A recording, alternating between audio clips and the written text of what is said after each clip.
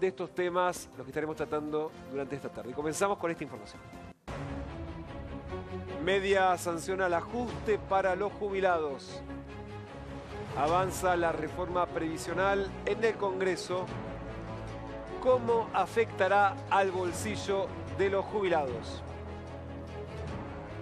Y ayer aprobó el Senado y le giró a la Cámara de Diputados este proyecto que, entre otras cosas, y lo más polémico, es que modifica el cálculo que se utiliza para decidir los aumentos de las jubilaciones. Con este nuevo cálculo será menor la suba que reciban los jubilados a partir del próximo año. Maxi, buenas tardes. Buenas tardes, Damián. Hay que decir que por amplia mayoría y en la madrugada se aprobó esta reforma, este paquete de reforma, tanto previsional, fiscal, también con los gobernadores. Y tenemos que hablar de que cambiemos junto con el bloque peronista, más alineado al gobierno. Se obtuvo una mayoría que en algún momento se pensaba era impensada hace algunos años. ¿Sabés, Damián, que yo me preguntaba, y les hago la pregunta a todos ustedes, trato de interpelarlos, cómo debería funcionar el Congreso a nivel constitucional? Porque si efectivamente el Senado responde a las provincias, tal vez este acuerdo previo con los gobernadores, sería lógico que tal vez sus senadores le hayan respondido a sus gobernadores. La gran incógnita y la gran pregunta es qué va a pasar en la Cámara de Diputados, que realmente representan al pueblo de la nación. ¿Qué van a hacer con este ajuste a los jubilados, no? Bueno, Maxi, sin duda muchos de los diputados, especialmente los nuevos que van a asumir y que responden a los gobernadores provinciales, van a seguir con la misma lógica, ¿no? Seguramente van a votar lo que le pidan sus diputados. El tema son los otros, los bloques que no tienen un líder con votos, por ejemplo, a cargo de alguna gestión provincial. Estamos hablando, por ejemplo, del espacio de Sergio Massa, del Frente Renovador. ¿Qué va a hacer? Es uno de los grandes, las grandes preguntas que hay en el debate que va a iniciarse en lo inmediato en la Cámara de Diputados. De todos modos, es parte del paquete que acordaron con los gobernadores. Así que hay que ver si logran deshacer ese paquete y votar por separado o, como se hizo en el Senado, hacer una suerte de votación conjunta para que se apruebe todo junto. Hoy nos acompaña el defensor de la tercera edad, Eugenio Semino. Muchísimas gracias, Eugenio, por venir. Gracias a ustedes, un placer. Bueno, lo cierto es que el proyecto tiene varias modificaciones sobre la cuestión jubilatoria, pero sin duda es que la más relevante es cómo se va a calcular de aquí en más el aumento que antes se le daba a los jubilados 2 veces al año y que ahora será trimestral. Sí, precisamente esta supuesta reforma, lo que hace a la ley de movilidad, es la que más impacto tiene y la que más discusión genera, porque es donde se va a hacer, entre comillas, el ahorro. En realidad, el acuerdo con los gobernadores es un acuerdo que plantea tapar los agujeros que se vayan generando por el cambio de alícuotas coparticipadas con esas provincias, y se acude a algo que es ustedes son muy jóvenes, pero quienes tenemos un exceso de juventud acumulada, lo hemos visto muchas veces en el decurso de nuestra historia, que es precisamente la caja de la seguridad social. Es una caja que es plata fresca, ingresa permanentemente todos los meses vía recaudación impositiva y por vía del trabajo. Y es un sector, el de jubilados, que tiene una baja capacidad de reclamo. Claro, sí, no tiene una CGT que los representa con capacidad de presión. Efectivamente. Entonces, me parece que lo que se apela a esto que aparece como tan sencillo, por eso las medidas periféricas que se van tomando no tienen que ver con la seguridad social, sino con justificar o hacer un telón a esta medida de macroeconomía o a esta decisión de macroeconomía que se tomó.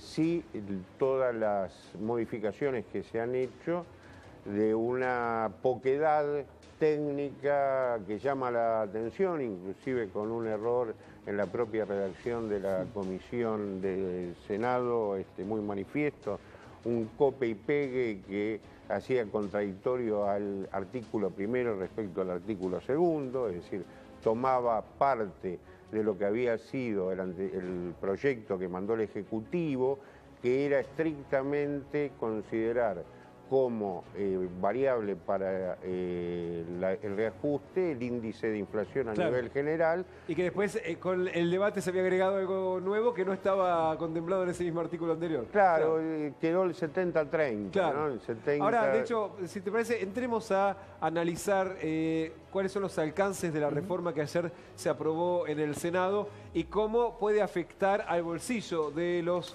jubilados. Vamos a ir paso a paso. Bueno, el Senado aprobó con 43 votos a favor, lo que decía Maxi, 23 en contra y 3 abstenciones. Después vamos a analizar quiénes fueron los que le dieron los votos al oficialismo. La reforma previsional impulsada por el gobierno y apoyada por los gobernadores. ¿Cómo es la nueva fórmula? Ahí lo que decía Semino, 70-30. 70% de la inflación y el 30% de cómo van a evolucionar los salarios formales y en lugar del aumento semestral que se aplicaba hasta ahora. Para que se entienda, Semino, ¿qué es este 70-30? Digamos, ¿cómo va a impactar en el salario que cobra la clase pasiva? ¿Y por qué se modificó respecto a lo que venía del Ejecutivo, ¿no? En realidad, para llevarlo a la vida cotidiana del jubilado, se está discutiendo muy poca plata por bolsillo en relación a lo que es cada individuo y muchísima plata respecto a lo que se traslada o se transfiere del sistema de seguridad social. 100.000 millones de pesos sería el número final que ahorraría el gobierno con esta modificación. Exactamente. La poca plata... No, 100.000 millones igual, pensando en los números grandes de una gestión, es mucho dinero, ¿no? Pero claro, hablando del salario de los jubilados, claro, también es mucho lo que le quitan a cada uno. Sí, en realidad tenemos un problema de base. El reajuste conforme la ley vigente iba a arrojar, inclusive teniendo ya alguna de conocida, de los que son los elementos que componen esta fórmula polinómica que tiene la ley, sería alrededor de un 12% o un poquito más. Claro. Pero vamos a partir del 12%. Es decir, en marzo, si la ley no se modificaba, iba a dar una fórmula y un aumento para los jubilados del 12%. Tomemos el haber medio, las mínimas, recordemos, son de 7.246 pesos, que ganan nada más ni nada menos que más de 3 millones de jubilados, pero el haber medio son 10.000 pesos. ¿Y con esta modificación? Sí. Bueno, si aplicamos la ley, 1.200. Si se modifica y se aprueba la nueva fórmula, es aproximadamente la mitad. Claro, es decir, es una diferencia importante, hablando además de los jubilados que ganan la mínima, no es que estamos hablando de lo que el gobierno llama jubilaciones de privilegio. Es para todo el sistema. Claro, ¿no? para todo el sistema, pero claro, obviamente que al que menos gana le impacta más, porque obviamente prácticamente gana para comer y comprar medicamentos. En lugar de otorgarse el aumento semestral, que ronda un 12%, lo que decía Semino, se otorgaría el aumento que arroja un 5,7%. Esto, digamos, tiene que ver con cómo cambia la aplicación de la nueva fórmula. Sí, van a empatarle a la inflación. Se aseguran que no pierden frente a la inflación, pero de la otra manera siempre le ganaban un poquito y recuperaban un poquito de capacidad adquisitiva, con la inflación general, que no necesariamente es la misma de los jubilados. Exactamente. La fórmula actual, la que se vino aplicando de 2009 a la fecha, en realidad generó un empate técnico. Es decir, hubo años que ganaron los jubilados algunos puntos, 2014 perdieron entre 4 y 5 puntos, 2016 perdieron entre 10 y 11 puntos, pero un empate técnico en general. Ahora, pero nunca ganan. No, o sea, ¿es empate o pérdida? Porque el centro, el núcleo del problema no es este, sino que nunca hubo recomposición, de Caballo para acá, perdón por nombrarlo en horario de protección al menor, no hubo recomposición del haber. Claro. Entonces hubo reajuste y esto es como la ratificación fue siempre de una condena. recuperar un poco de lo perdido y nunca de ahí en adelante, digamos. Es decir, los condenamos a una exclusión perpetua en respecto a generar infraconsumo permanentemente para el jubilado, que esto es muy grave para la sociedad y también para la economía. Recordemos, nosotros hace 10 años desde la Defensoría calculamos la canasta del jubilado, la última medición con gastos de vivienda, lo publicamos la semana pasada, dio 17.500 pesos. Claro, o sea que sí, un matrimonio de jubilados que gana la mínima juntos no llegan a cubrir esa canasta mínima básica, digamos. La noticia, porque se especula si este año, el año pasado, si hace 4 años estaban mejor y peor, claro. Cuando uno ve el comportamiento de las mínimas respecto a la canasta, nunca llegaron a cubrir el 37-38% claro. de las necesidades básicas, más allá de las diferencias de las administraciones. Seguimos analizando el proyecto que ya aprobó el Senado, cómo va a impactar en el bolsillo de los jubilados. Con la fórmula hoy vigente, a un haber medio de 10.000 pesos, le correspondería un aumento aproximado de unos 1.200 pesos en marzo del próximo año. Y con el proyecto de ahora, el aumento sería, lo que venía diciendo Semino, de 470 pesos, ¿no? Es decir, más de la mitad menos de aumento, ¿no? Pero estarían recortando el 52% del aumento que hubiesen recibido si la fórmula se mantenía tal como ahora. Y recién decía Semino, en total, ¿cuántos recursos representan que van a estar menos en manos de los jubilados? Bueno, son alrededor de 100.000 millones. Claro. Que también se le quitan al consumo. Exactamente, claro. Fíjense en que ese es el número que impacta, ¿no?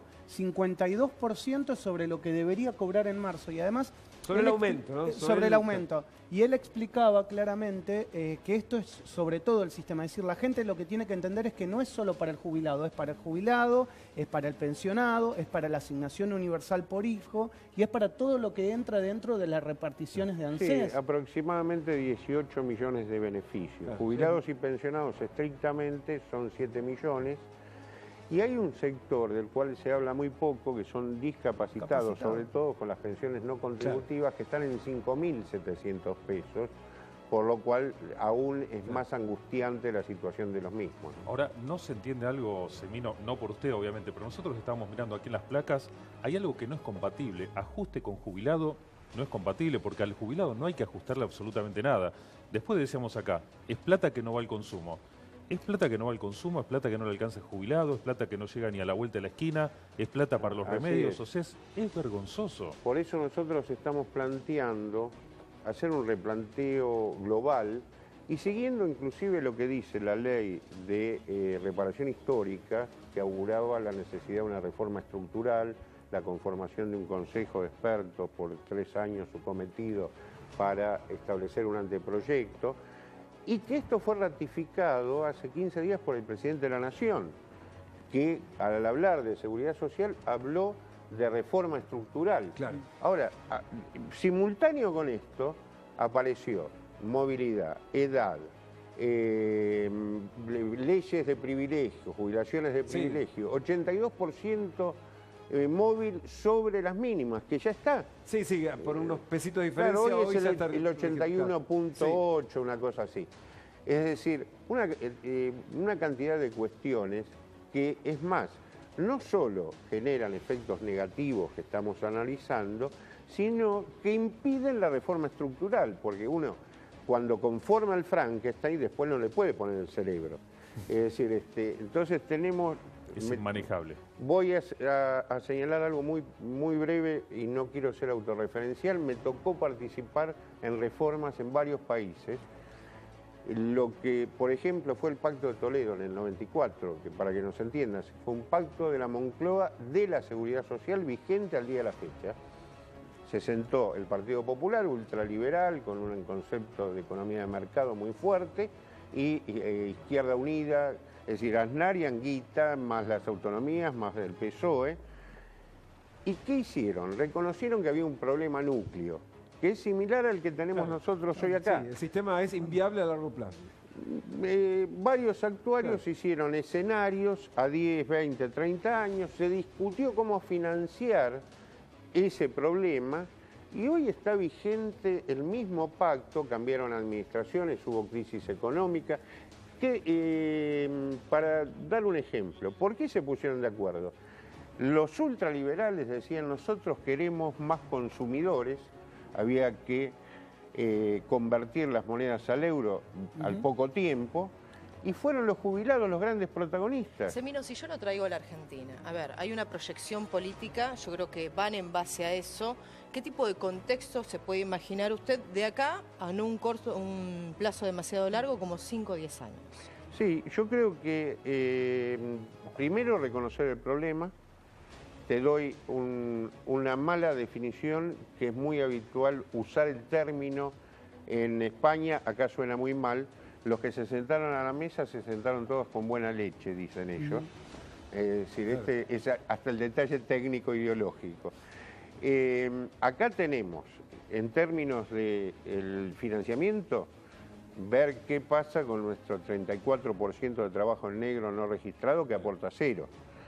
El sistema perdió contribuciones patronales, aportes patronales, desde el 95 a la fecha, con la quita de Cavallo de casi 8 puntos. Y ahora también se está votando una nueva quita. Una nueva quita en contribuciones. Y tenemos que ir a la otra mitad, que es lo que financian impuestos. Acá tenemos de los impuestos el que más está aportando al sistema, el 17% mensual, que es el IVA, es el más regresivo. Por lo cual, ¿qué se ha discutido en otras partes y qué debiera, a mi criterio, poner en tela de juicio y discutir el sistema político argentino? ¿Cómo reemplazar el financiamiento de impuestos al consumo por rentas? ¿Y quién estuvo, por ejemplo, representando a los jubilados? Porque uno entiende la parte política, la parte económica, la proyección que están haciendo de manera política y económica, pero la pregunta es, el jubilado todo esto, la verdad que en los últimos años de su vida es difícil poder comprenderlo, cuando no solamente no van a tener un ajuste que sea real a la suba de los precios, sino que en realidad en algún momento hasta estaban pensando en hacer un reajuste para abajo. Que el jubilado no solo no lo comprende, sino que lo sufre.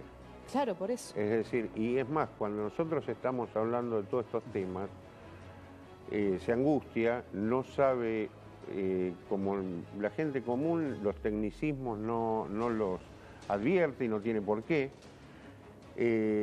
Lo que vive en una situación de zozobra permanente, nosotros hacemos atención directa, atendemos 300, 400 adultos mayores por día. Y viene y dice, doctor, me van a bajar la jubilación, me van a pagar, me dijo fulano, porque después se van armando los mitos urbanos. Mucha desinformación en el medio, claro, obviamente, porque de hecho, como dice Semino, no hay un sector que hable por ellos o que los represente, digamos, y entonces depende también de la buena voluntad del que media, ¿no? Si parece, terminemos con el análisis de lo que deja la ley que pasó por el Senado. Falta que la apruebe ahora